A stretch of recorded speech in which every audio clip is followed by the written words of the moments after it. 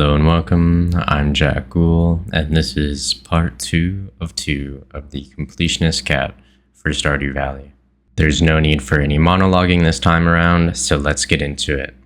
As I said, this is part 2, so for the full experience, I'd love it if you checked out part 1 in my journey to this point, as I'm quite proud of that video.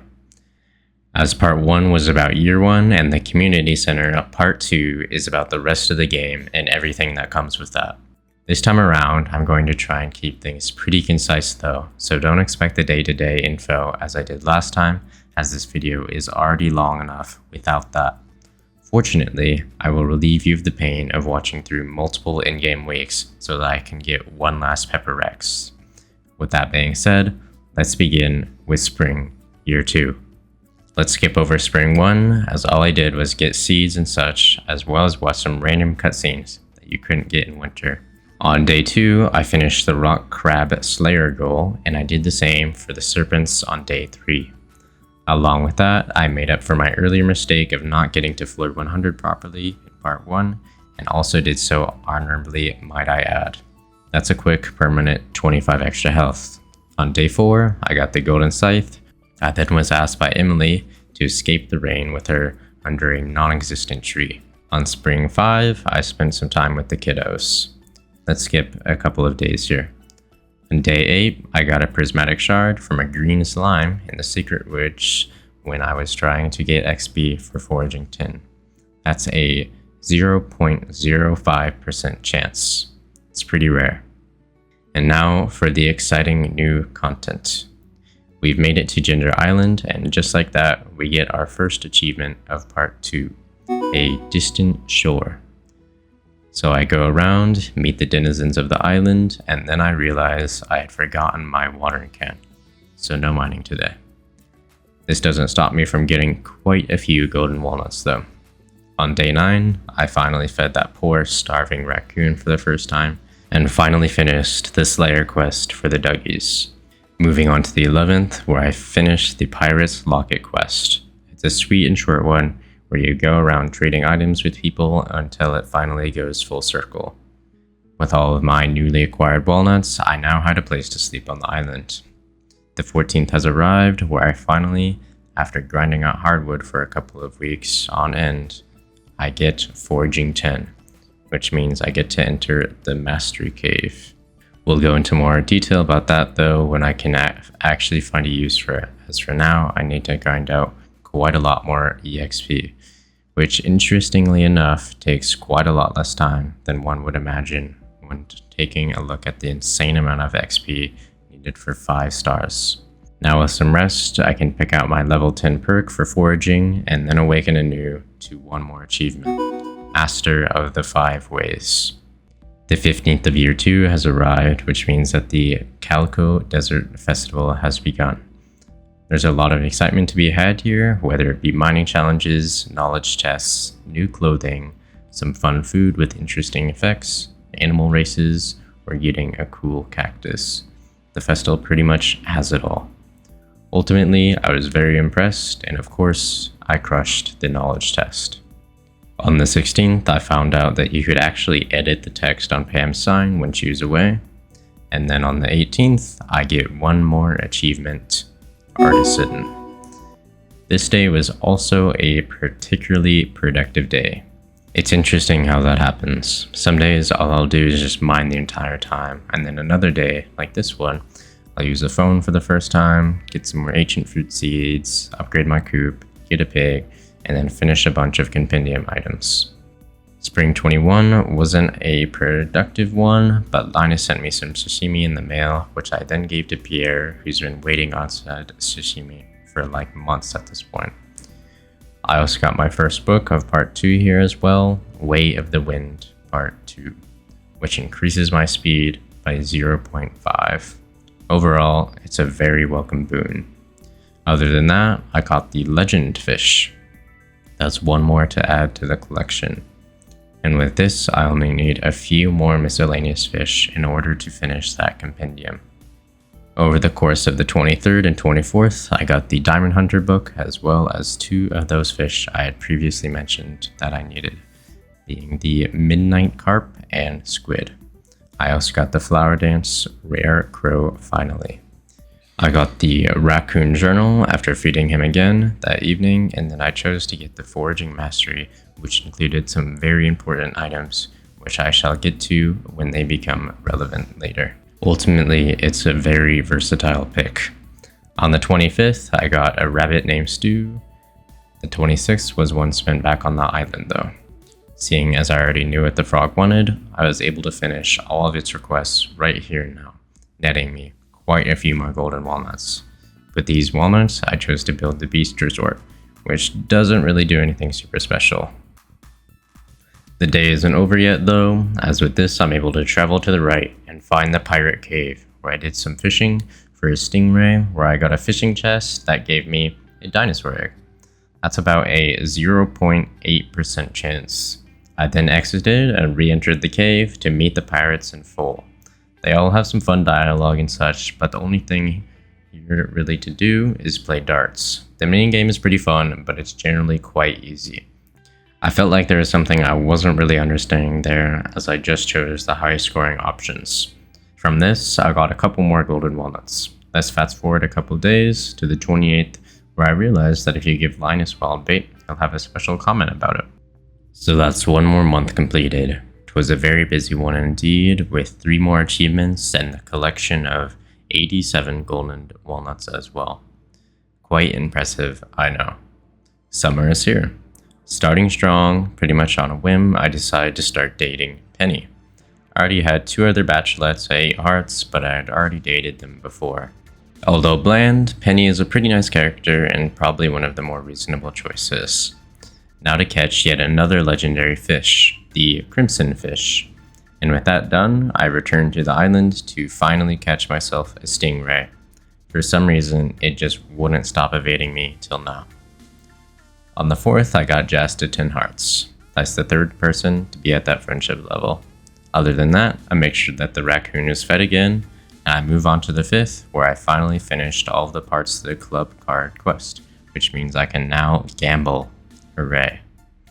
With that out of the way, I finally got the Big Help achievement, which is acquired after doing 40 help wanted quests. One thing to keep in mind is that doing special orders also contributes to it, as I had gotten the achievement after finishing the Tropical Fish order. Moving on to the 7th, I finally made it to Mr. Key's Walnut Room. This was my first time getting here, and there's quite a lot to unpack. First of all, there's a handy perfection tracker, which I actually really never used, because I used the online save checker, but I digress. Other than that, there's the key gem rewards, most of which are handy, some of which are not. The only things I'm interested in though are the key to the town, an extra galaxy soul if I need it, and all of the recipes for I require them to get the last crafting achievement. Obviously, in order to get those key gems though, some trial is in order, that being the key quests. The key quests typically have you doing some level of challenging work, like beating a harder version of the mines or Skull Cavern, or something like giving 50 gifts to people in 2 weeks. And with that, I've ended up on the 9th, where I'm able to use a Galaxy Soul acquired from the day prior to upgrade my Galaxy Sword once. I also used this time to gem my sword as well, upgrading its damage twice and speed once. The way I went about it was purposeful as well, because depending on when you gem the sword, you can get better or worse stat increases to the weapon. What I mean by this is that the emerald only gives a +2 to speed on the 1st and 3rd level, but at the 2nd level it gives a nice +3. So now all that's left is to get just 2 more Galaxy Souls. On Summer 10, I completed the Minerals Compendium, which was done by selling the last couple of missing items.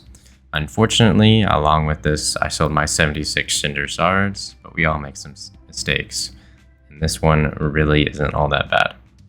I also got the Farming Mastery, which provides you with the Iridium Scythe, which allows you to scythe your crops, which is super satisfying.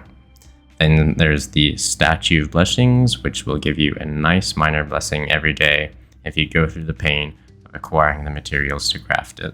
Finally, there's Golden Animal Crackers, which I can't say I really used all that much, as I don't really care for that part of Stardew Valley. Either way, they're quite good as they permanently increase an animal's output by double. This does not work on pigs though.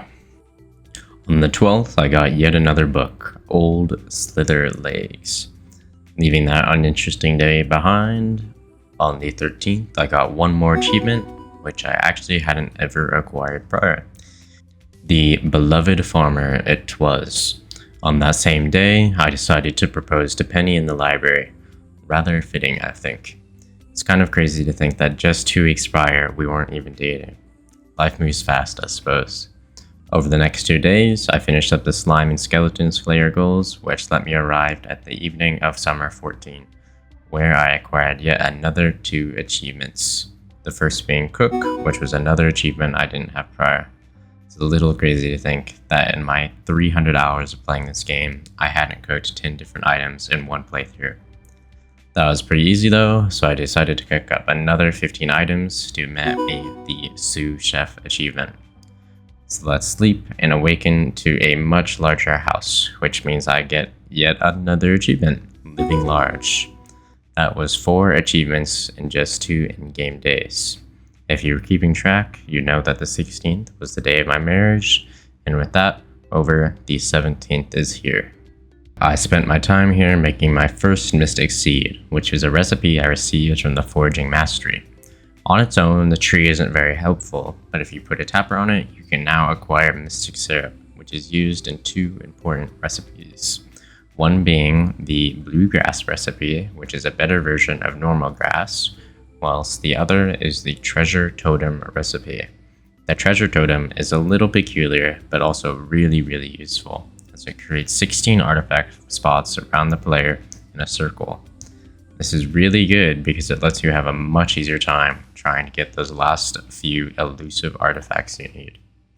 Now for the rest of summer, nothing too crazy happens, but let's still go over all the notables. On the 18th, I finished the bird puzzle early. On the 20th, I finally got the gold axe upgrade. And on the 21st, I got my pickaxe, the Powerful Enchantment. Then that evening, I got my 3rd fairy of the run. How lovely. The 22nd was one of panning. This mechanic kind of sucks.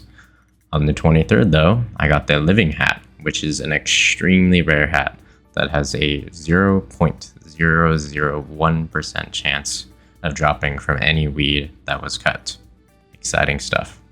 Let's skip a couple of days and arrive at the 27th, where I got the Queen of Sauce cookbook, which makes it so I don't have to check my TV anymore for any missing recipes. And that's all she wrote for summer. Once again, let's skip over the first day of the month and arrive on the 2nd, Penny's birthday. With this, I was able to get her to 14 hearts, which then allowed me to get my 5th star drop. With that done, I headed to the river where I got the Angler, the last fish out of many. This let me get the Master Angler achievement. The irony is there. And with that, I awake to 1 more star drop in the mail from Willie. For the rest of the day, I decided that I wanted to finally finish the Bat Slayer goal, so I used Monster Musk for the first time, which was super helpful for later when I was trying to get the last few Pepper Rex. On the 4th, I finally finished the Secret Bundle, which allowed me to say goodbye to the final Junimo and move on. With that out of the way, I decided to go get my 3rd mastery, mining.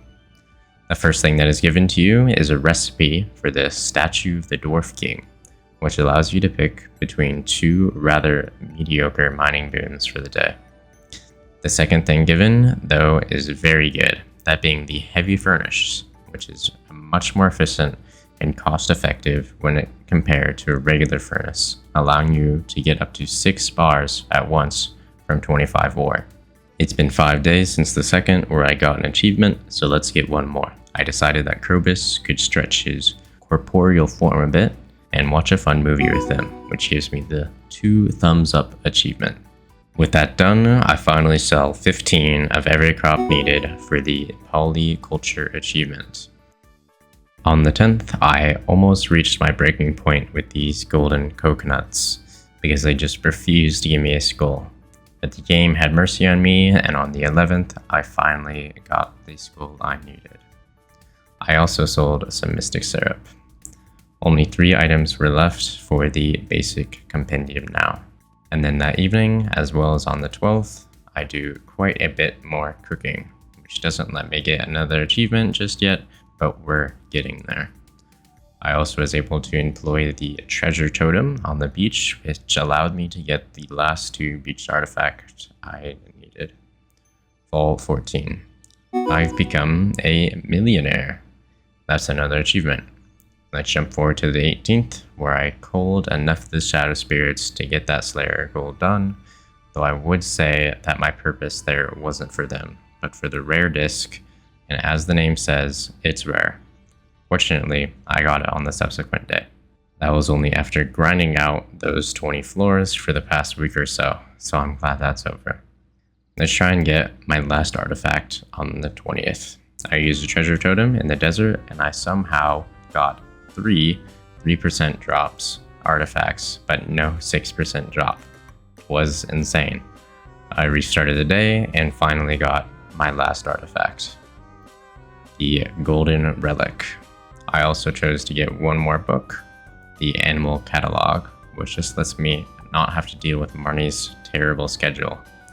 And with that done, I head to the museum to turn in my last relic, which lets me get the complete collection achievement, another new one for me. Graciously, Gunther then gives me the final star drop I needed for the Mystery of the Star Drops achievement. The day wasn't over yet though, so I chose to get 3 more books, being the Book of Mysteries, the Alleyway Buffet, and Mapping Cave Systems. With that done, I headed to get my 4th mastery, being Combat. Got 2 new recipes, the Anvil and the Mini Forge. I haven't used either of these items. Trinkets though, on the other hand, are quite handy, and I make sure to use a couple of them as my time progresses. Speaking of trinkets, I got my first one on the 24th, as well as my 2nd Galaxy Soul. On the 25th, I finished the Dust Spirit Slayer goal, as apparently some of the Dangerous Minds enemies are just reskinned regular ones, which ultimately still count towards the overall number. It was a rather nice surprise. Overall, the Dangerous Minds were a lot of fun, and I was not expecting so much content to have been packed into just one key quest. Most of my time going through them on my first run through is spent off stream, just enjoying some music and just breezing through all of these floors. On the 26th, I made the most money yet I had on this playthrough. Funnily enough though, I'd be making 10x that amount in about a year, in a fraction of the time. And with that done, I get yet another achievement by reaching the bottom of the Dangerous Mines, Danger in the Deep. The final day of the season didn't really result in much, but I got another house upgrade and changed my farming class so that I could start moving towards making more money from wine instead. And there we go. Winter has arrived. So let's start off with getting the final golden walnut. That's 130 of them, all found. And whilst doing that, I finished the Slayer goal for the Fire Spirits. And with that, I decided to buy my last Galaxy Soul and then get one more achievement on the 2nd, Infinite Power. And might I say, Infinity Blade is a really huge upgrade. The damage is pretty much doubled. Winter 5. I've finally gotten the 100,000 Mastery XP needed for the final one, Fishing. I don't really fish, but I'll still go over what you get from it. First of all, the Advanced Iridium Rod. The only change is that you can attach another bobber, so now you can use 2 at once. It's actually pretty good. The next is Challenge Bait, which lets you triple the fish with a perfect catch, though it's reduced every time the fish escapes from your fishing bar.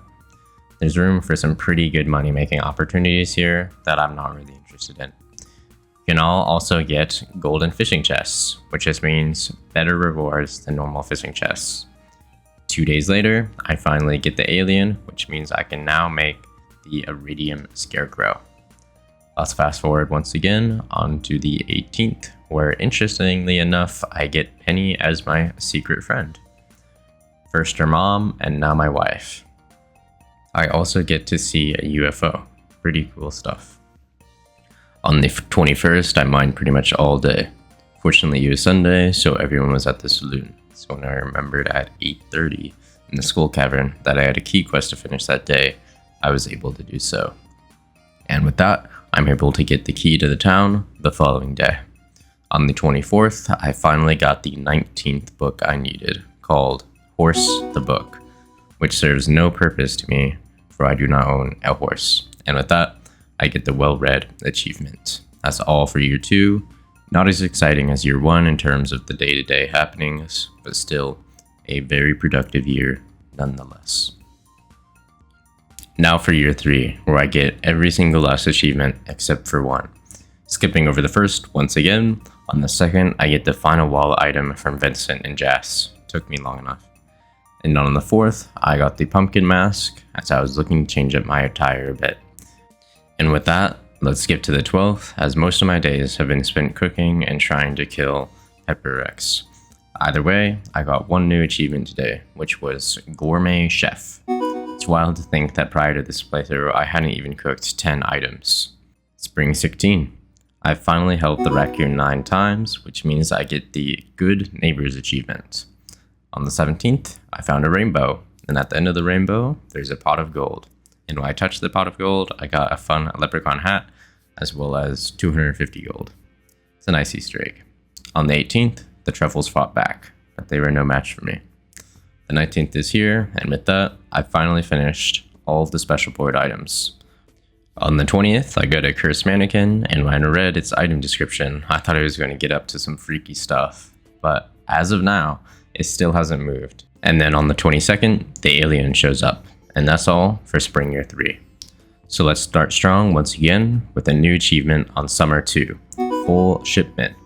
All I needed was to sell 2 more items, one of which I already had, and the other I got quite quickly from a geode. I was a little worried that it was something that was going to take forever, as there are a lot of other minerals that I could have gotten. Moving on to the 10th, I got 3 prismatic shards in 1 day of mining, which was pretty extraordinary. We're going to be moving pretty quickly here. It's the 15th, and I've gotten one more achievement, and it's Craft Master. The last few weeks, I had just been grinding out key gem quests, which finally let me get all the recipes needed. Whilst the recipes sometimes did ask quite a lot of me, like the Statue of Blessings, ultimately everything was quite manageable. On the 17th, I finished all of the Keys extended family in 1 day, and with that, I've now truly collected all the fish in the game. Now with that out of the way, I can dedicate myself to culling the rest of the Pepper Rex population. Fortunately, there weren't many left yet, as I had been grinding them out here and there throughout the past year, which brings us to Summer 19, where I got the Protector of the Valley achievements. Believe it or not, I had actually gotten this one before. Now to the 26th, where I beat Journey of the Parrot King, but not the Factors Challenge. That shall come later. Almost nothing happens in fall except on the 14th, where I welcomed Harriet to the home to get the Full House achievement. Other than that, most of fall was just dedicated to making money, some friendship making, and for the most part, increasing my ancient fruit wine production. Now on to the 2nd of winter, where I finally maxed out friendship with the entire town. On that same day, I also finished Pam's house, where I chose to not remain anonymous, as I felt it would be okay for her to know, as she was my mother-in-law. On winter 6th, after letting all of my wine finish producing, I sold all of the wine that I had accrued during the past week, which informed me that I was making about 1.1 million gold every week. I was pretty surprised with this number, as I felt I was making quite a lot less. On the 15th, I finally got the dragon scale boots after many days of me just running through the volcano looking for tier 2 chests. It was kind of interesting, because when I saw that chest on floor 9, I just had a feeling that I was going to get the boots. Either way though, I think overall I was pretty unlucky, because I've opened up like 15 chests for a 1 in 9 drop chance. Now let's move on to the 23rd, where I got Legend with a perfect 10 million gold overall. And with that, I only had 2 achievements left. Now let's get one more, 2 days later.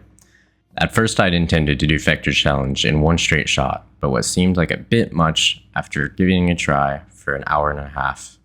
So I decided to get all the way to stage 3 and then sleep, because I know that I can consistently get there without too much trouble. Funnily enough though, I chose to sleep, and then once I awoke on the 25th, I beat the rest of the Journey King in one straight shot. No day resetting needed. So all things considered, it was a genuine deathless Prayer King run. Now with that done, all that's left is making money for the golden clock. So in one final stream, I chose to just push a little more and make it to the end. In the end, I did end up having to sleep through a couple of in-game weeks to make that final bit of money. But ultimately, I kept things mildly interesting as I struggled to create an appealing indoor environment for my house for a couple of hours. By the end though, I felt like I had created something that I could at least be mildly proud of though. It certainly wasn't the look I was intending to go for at first. With that done, I walked to the Wizard's Tower to buy the golden clock, and then on the subsequent day, I headed to the peak. And as that plays out, I suppose I can reflect a bit on this challenge as a whole. Ultimately, I'm just glad it's over and done with, and if you enjoyed watching this, I'd love it if you subscribed, because these videos take a lot out of me, as I'm still quite the novice creator. I really loved my experience playing through this game, and it was still able to keep me interested pretty much all the way to the end. As a whole, this was a really long time coming, and these videos take forever to make, as I have to make a script and cut down like 50 hours of footage, then do a voiceover, then cut down even more footage. This leads to just a really daunting editing process, especially since after all of that, I still have to add polish and such to a 50-minute long video. So ultimately, I'm glad it's over, so now that I can move on to videos that are so much simpler and time efficient to produce. Speaking of new videos, the next one will be about language learning, specifically a 30-day Japanese learning challenge, seeing as my stay in Japan is only about 3 months off now. Another thing that's worth mentioning is that one of my recordings that was 6 hours long got corrupted, and although I was able to recover about 90% of that in Premiere, it looked really glitchy. So at first I wasn't sure how I was going to fix it. I was thinking that I might be stuck with 20% of my video just looking horrid. But through some ingenuity, I would like to think I found a solution. That being, I used my recording software to just record the 20-ish minutes of footage I needed off the original file that looked fine. I replaced the footage in Premiere with the newly recorded set. All in all, it was only something that stopped me from working for like 45 minutes, but I'm glad I was able to find a solution. With that out of the way, thanks so much for watching, and once again, I would love it if you subscribed. And with that, I'm Guhl, and take care.